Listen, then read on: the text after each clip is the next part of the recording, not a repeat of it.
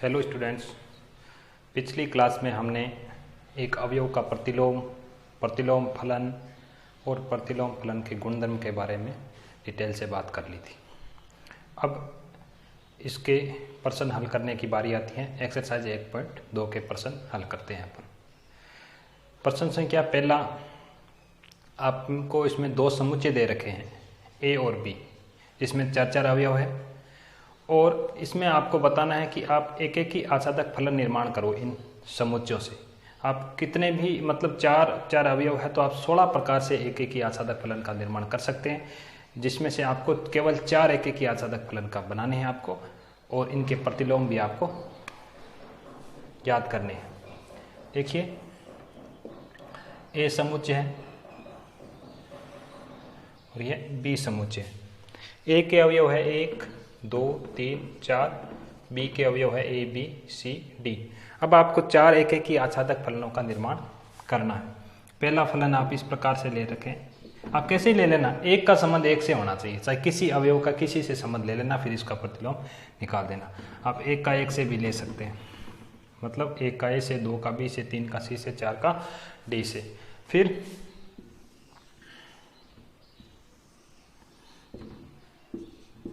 रखना एक का एक से ही है संबंध, तभी वो एक एक ही कहलाएगा। दूसरा फलन आप इस प्रकार ले सकते हैं,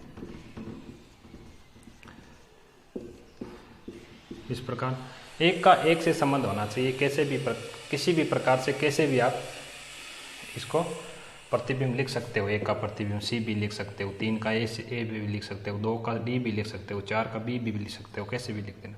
फिर इसका प्रतिलोम की बारी आती है तो प्रतिलोम सीधा आप क्या करते हो, ऑफ इनवर्स, ऑफ 1 का इनवर्स। तो बी से ए में परिभाषित होगा, बी के अवयव ए बी सी डी और 1 2 3 4। एक का ए से प्रतिबिंब है तो एक का 1 से पूर्व प्रतिबिंब होता है, ऐसे करते ना। ठीक, ये इसका प्रतिलोम फलन ज्ञात हो गया। इसी प्रकार इसका कर देना, और दो जो अन्य आप ज्ञात करोगे उसका भी आपको प्रतिलोम फलन आपको ज्ञात करना है। नेक्स्ट क्वेश्चन संख्या दूसरा प्रश्न, आपको ये फलन एक एक ही आसादक सिद्ध करना है, उसके बाद अफ इनवर्स भी ज्ञात करना है और अफ इनवर्स 24 तथा 5 के मान ज्ञात करना है। ऐसे प्रश्न मैंने आपको थ्योरी पोर्शन में करवा दिया है। क्वेश्चन संख्या दूसरा, तीसरा, 5वां क्वेश्चन एकदम डिटो क्वेश्चन है, तो फिर भी मैं एक क्वेश्चन इन तीनों में से एक करवा देता हूँ भी, जो आपको अच्छे से समझ में आ जाए।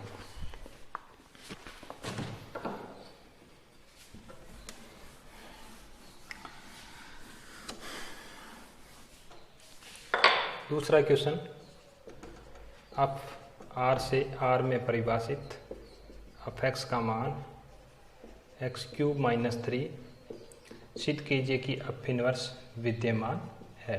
अब फिर अफ इनवर्स विद्यमान है ये बोल दो, चाहे ये बोल दो कि अफ एक एक ही आसादक है, सिद्ध कीजिए। क्योंकि अब फलन एक एक ही आसादक होगा तभी तो अफ इनवर्स विद्यमान होगा, तो दोनों बात एक ही है, कैसे ही कहो। तो अफ इनवर्स भी आपको ज्ञात करना है, उसके बाद में अफ इनवर्स 24 तथा अफ इनवर्स 5 के मान भी आपको ज्ञात करने हैं। अफ इनवर्स का मतलब है इसका प्रतिलोम फलन ज्ञात करना है आपको। देखिए, सबसे पहले हम इसको अफ इनवर्स विद्यमान आप सिद्ध करेंगे, तो सबसे पहले आपको एक एक ही सिद्ध करना है, उसके बाद में आपको आसादक सिद्ध करना है। तो एक एक ही सिद्ध करते हैं तो क्या करते हैं, प्रांत में कोई दो अवयव मानते हैं, आर ये कोई अपफलन, तो यहाँ अवयव हो जाता है अफ x और यहाँ अवयव हो जाता है अफ y। तो आपने क्या किया था, माना x y belongs to r, प्रांत के अवयव लिए थे, तथा यदि अफ x और अफ y बराबर हो जाए, आपने क्या किया, ये माना है, ये भी अफ x और अफ y बराबर माने हैं, तो x³ - 3 बराबर y³ - 3, तो x³ बराबर y³, x बराबर y, इसलिए क्या है, अब एक एक ही है। अब करते हैं आसादक सिद्ध। आसादक के लिए एक अवयव लेते हैं सह प्रांत का और उसको प्रांत में लाते हैं y कोई अवयव प्रांत सह प्रांत का ले लिया, ये प्रांत का ले लिया। यदि y बिलोंग्स टू R सह प्रांत का कोई अवयव है, ठीक है, x प्रांत का अवयव है, तो अपन यही कहते हैं कि f(x) का मान क्या है, y है, और इस y का पूर्व प्रतिबिंब क्या है, तथा y का पूर्व प्रतिबिंब x है, या फिर y का प्रतिलोम अवयव x है। अब f(x) का मान कर रखते हैं x³ - 3 बराबर y, फिर x का मान याद करते हैं y + 3 की पावर 1/3, x का मान होता है up inverse y, up inverse y का मान कितना, y + 3 की पावर 1/3। आप चाहे x लिख दो चाहे अप इनवर्स y लिख दो। तो इस जो y माना था इसका पूर्व प्रतिबिंब किस में आया है, बिलोंग्स टू R प्रांत में है, अर्थात फलन के सहप्रांत के प्रत्येक अवयव का प्रांत में पूर्व प्रतिबिंब विद्यमान है, इसलिए ये फलन क्या हुआ, आच्छादक हुआ। एक एक की और आच्छादक सिद्ध करने के बाद में हमें ज्ञात करना होता है इसका प्रतिलोम। प्रतिलोम के देख लिए अब R से R में है, तो अप इनवर्स भी आपका R से R में विद्यमान होता है। जैसे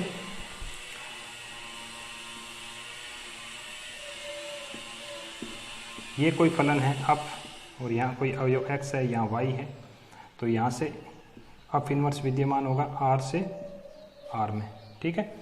तो अप x बराबर y और अप इनवर्स y बराबर क्या मानते हैं, x। अप x बराबर y मतलब x³ - 3 बराबर y, यहाँ से अपन x का मान निकालते हैं तो y + 3 की पावर 1/3। अब मैं ऊपर लिख रहा हूँ अगर आपको नहीं दिख रहा है तो। अब x की जगह अपन क्या लिखना है, अप इनवर्स y। तो अप इनवर्स y का जो मान है y + 3 की पावर 1/3। अब y की जगह अपन लिख देते हैं x, तो अप इनवर्स x हो गया x + 3 की पावर 1/3। यहाँ तक सवाल कंप्लीट हो गया। अब आप कह रहे हैं इस 24 का अवयव का प्रतिलोम और 5 अवयव का प्रतिलोम भी ज्ञात करो। तो अप इनवर्स 24 का जो मान है 24 + 3 की पावर 1/3, मान कितना आ गया 3, और अप इनवर्स 5 का जो मान है 3 की पावर 1/3 मान आ गया। तो इस प्रकार आपका ये सवाल कंप्लीट हुआ, और ऐसे ही आपको सभी अन्य सवाल जो इस तरीके के हैं उसी प्रकार आपको करने हैं। मैं क्वेश्चन संख्या 3 हो गया, चौथा लेता हूँ।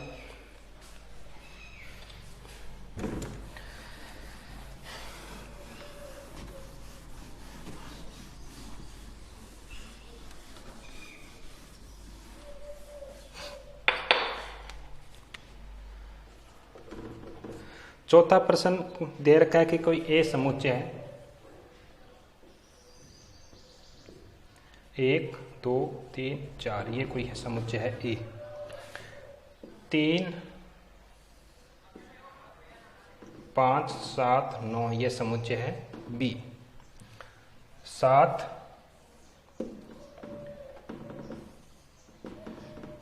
23 47 79 ये आपका समुच्चय सी। अब है ए से बी में परिभाषित, जी है बी से सी में परिभाषित। ये कह रहा है अब है ए से बी में परिभाषित, और अप एक्स का मान आपको दे रखा है 2x + 1, और जी फलन है वो बी से सी में है, और जी एक्स का मान दे रखा है आपको x² - 2। तो ध्यान से अगर देखो जीओ फलन ए से सी में परिभाषित होता है, तो जीओ फलन होगा वो ए से सी में परिभाषित होगा, और जीओ अप एक्स का जो मान रहेगा वो जी अप एक्स के रूप में रहता ही है, आपका पता है आपको। तो जी अप एक्स का मतलब ये हो गया, जी अप एक्स का मान हो गया 2x + 1, और जी एक्स में x की जगह 2x + 1 रखना है, तो 2x + 1 का होल स्क्वायर -2, ये हो गया 4x² + 4x - 1। ये जी ओ ऑफ x का मान आ गया, गोफ x का मान अपने पास ये प्राप्त हुआ। अब आप सोचोगे कि ये क्यों प्राप्त किया है। अब अपने को क्या करना है, अपने को ये प्रश्न दे रखा है आगे कि जी ऑफ इनवर्स जो गोफ है इसका इनवर्स और अफ इनवर्स और जी इनवर्स को क्रमित युग्म के रूप में लिखना है। तो पहले मैं इस जो ऑफ इनवर्स है इसको क्रमित युग्म के रूप में लिखूंगा।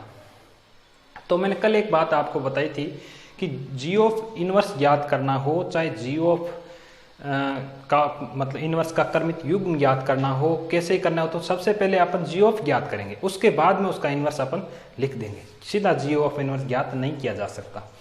तो जी ऑफ कहां से कहां परिभाषित है? ए से सी में।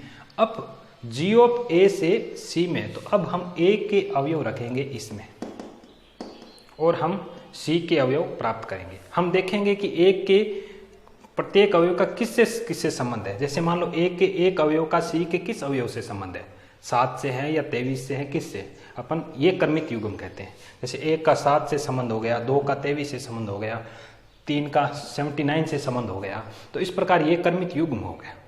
तो ये हमें निकालना है। तो जी ऑफ 1 का मान कितना रहेगा? 4 + 4 - 1 कितना हो गया? 7। जी ऑफ 2 का मान हो गया 16 + 8 - 1 कितना हो गया? 23। जी ऑफ 3 का मान कितना हो गया? 9 × 4 = 36, 12 - 1 47। जी ऑफ 4 का मान कितना हो गया? 64, 16 - 1 कितना हो गया? 79 हो गया। अब अपने पास ये जीओ फलन का क्रमित युग्म प्राप्त हो गया। क्या हुआ? क्रमित युग्म। जीओ फलन का क्रमित युग्म प्राप्त हो गया। 1 रखते हैं तो 7 आता है, 2 रखते हैं तो 23 आता है, और 3 रखते हैं तो 47 आता है, 4 रखते हैं तो 79 आता है। अब चलते हैं जी ऑफ इनवर्स पर।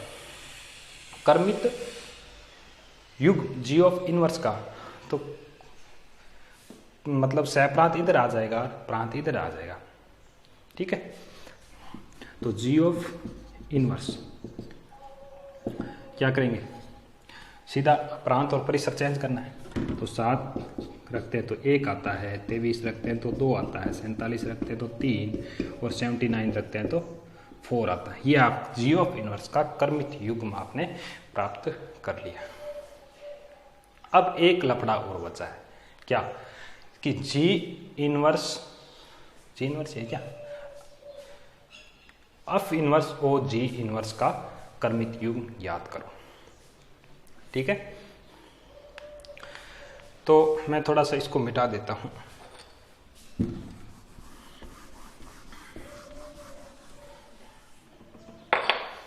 अगर अफ ए से बी में है तो अफ इनवर्स किसमें रहेगा? बी से ए में। ठीक है। और अफ इनवर्स एक्स का मान कितना रहेगा? अब यहाँ तो एक बात समझने वाली है कि हमें अफ एक्स से डायरेक्ट अफ इनवर्स एक्स अगर चाहिए तो हम कैसे याद करें?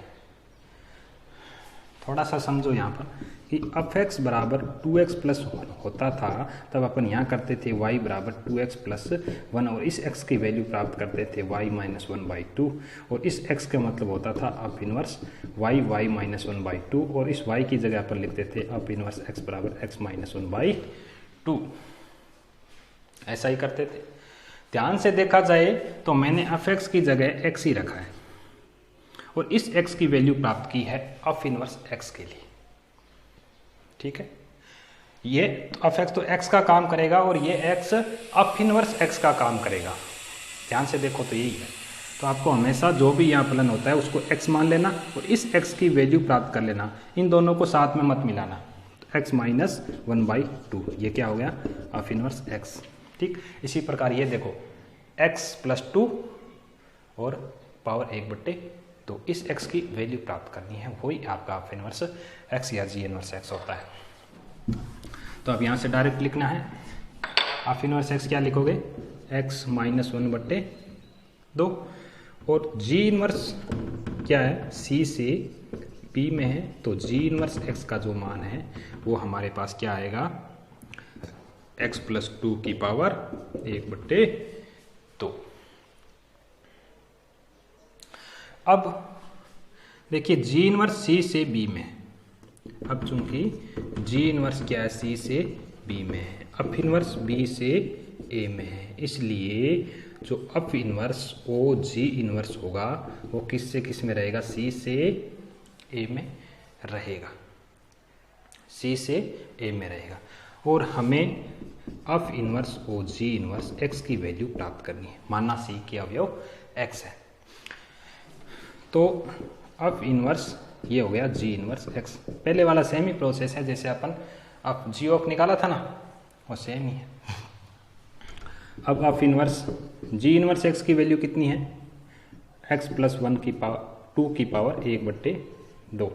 अब अप इनवर्स एक्स की जगह, अप इनवर्स एक्स में एक्स की जगह एक्स प्लस 2 की पावर 1/2 रखना है यहाँ। तो x प्लस 2 की पावर 1/2 माइनस 1/2, ये किसका वैल्यू हो गई, अप इनवर्स ओ जी इनवर्स एक्स। अब जो अप इनवर्स ओ जी इनवर्स एक्स है ये C से A में परिभाषित है, तो हमें C के अवयव लेने पड़ेंगे और A के अवयव प्राप्त करने पड़ेंगे। C के अवयव लेंगे और देखेंगे कि C के किस अवयव का A से संबंध है।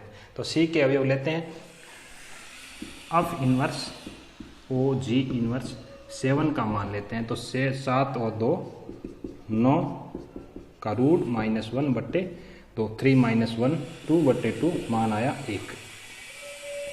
तो अप इनवर्स ओ जी इनवर्स का जो क्रमिक युग्म है वो 7 रखते हैं तो 1 आता है।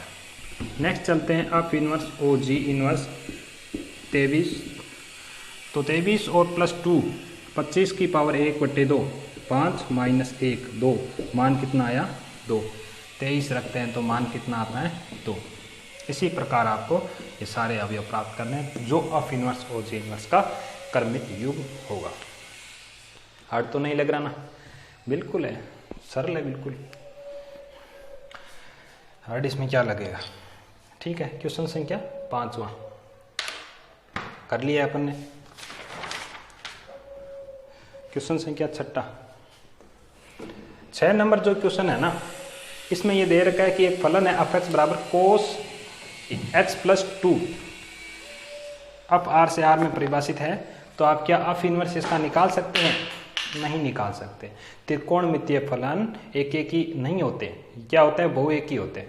क्योंकि आप एक चक्कर में देखोगे तो जो साइन एक्स के मान 2 बार चेंज होते हैं, ठीक है। एक 360 डिग्री में एक चक्कर में साइन के, कोस के, टेन के त्रिकोणमितीय फलन के मान 2 बार चेंज होते हैं, इसलिए ये बहु एक ही फलन हो गया। और बहु एक ही फलन का अपन इन्वर्स नहीं निकाल सकते, तो आपको बस इतना ही लिखना है कि त्रिकोणमितीय फलन बहु एक ही होते हैं, इसलिए कोस एक्स फलन है वो बहु एक ही फलन है, इसलिए इसका प्रतिलोम नहीं निकाल सकते। क्वेश्चन संख्या 6 नंबर क्वेश्चन हो गया आपके। 7 नंबर क्वेश्चन देखें।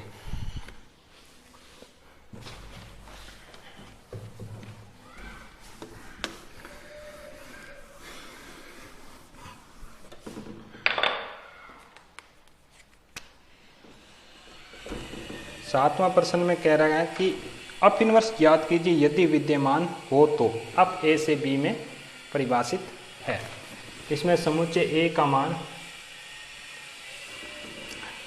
0 -1 -3 2, बी समुच्चय है -9 -3 0 6, और अप एक्स का मान आपको दे रखा है ए से बी में, और अप एक्स का जो मान है